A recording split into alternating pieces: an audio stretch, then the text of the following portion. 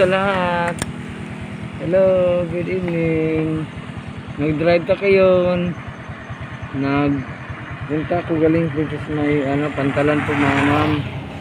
May hinatid pa ako na pasahero. Ngayon po gabi, papauwi na po ako. Sabayan niyo po ako pauwi po mga ma'am.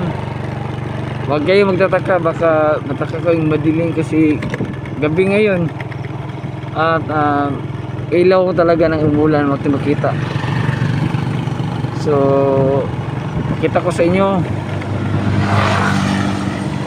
dito ngayon sa amin is sobrang lamig ngayon po mga ma'am. Napakalamig talaga dito ma'am. At makita natin mga puno dito, mga puno po sa gilid-gilid mga ma'am.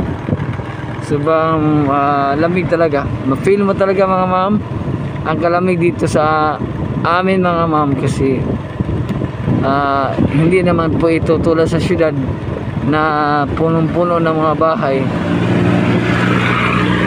Ang dami lang sa amin dito is mga puno ng kahoy. Yan po.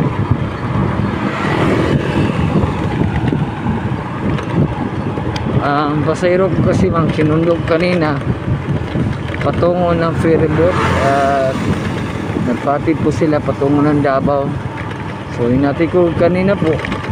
At ngayon po ay pauwi na po ako mga ma'am. Nag-try ko pamasada sa may Pantalan, baka may magsakay sa akin ng pasahero sa motor ko, pero talaga hindi na talaga magsakay ng mga motor ma'am. Bihira na lang, mabilang na lang ang mga tao magsakay ng motor mga ma'am. Ay kanila mga hilig niya sasakyan ma'am, yung mga bao-bao ma'am, yung mga uso ngayon. Ako wala man akong bao-bao ma'am, hindi ako makapagmasada ng mga tudo-tudo mga ma'am, kasi single lang aking ginagamit na motor. Yan po ang kaibahan ma'am, sir. Mga kaibahan sa aking pangmasada mga. May utos sa akin, kunin ko, yan po, ihatid ko. Yan na lang po aking mga extra income. So glory to God naman po mga ka-smiling, ay kahit kailan hindi naman talaga tayo pagugutuman ng Panginoon. Kasi kahit man hindi tayo sabihin natin abundansya sa feeling sa ating naramdaman, hindi tayo katulad sa mga makita natin parang may kaya sila makabili ng mga ari-arian tulad ng mga sasakyan. Baga parang hindi sila masyado parang hindi sila nahirapan.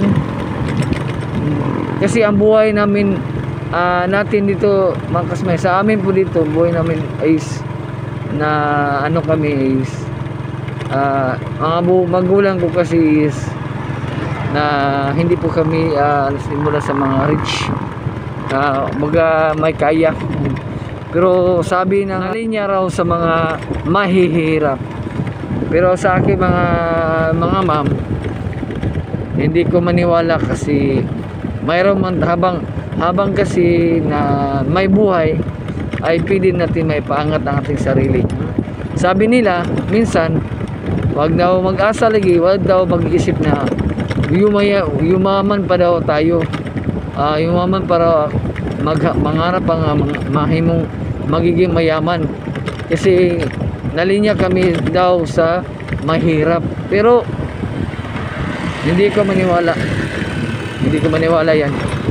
Kaya ko payamanin aking buhay. May Diyos ako na malaki.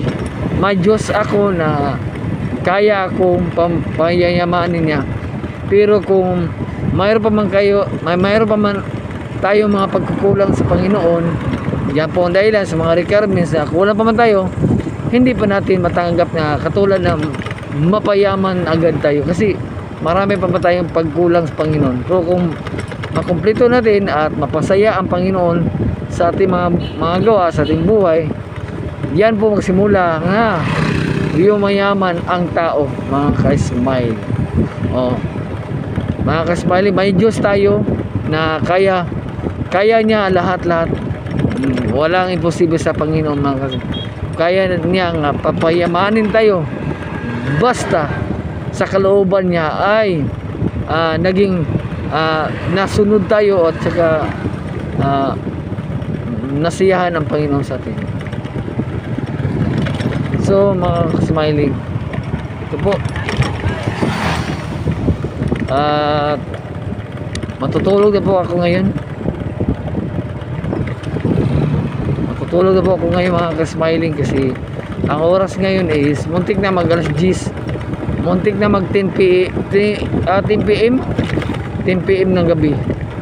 Ngayong oras po dito sa mga tulad ng mga probinsya, mga kasmiling, hindi syudad, ay para sa amin matatakot na kami kasi 10 PM na ng gabi. Baka mabilar kami. Pero sa syudad, mga kasmiling, iba.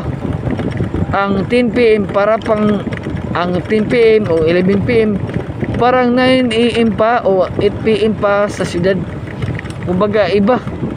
So dito sa amin 10 PM tulog na, 8 PM tulog na. Kasi baka mapuyat tayo. Diyan po ang kaibahan. Okay.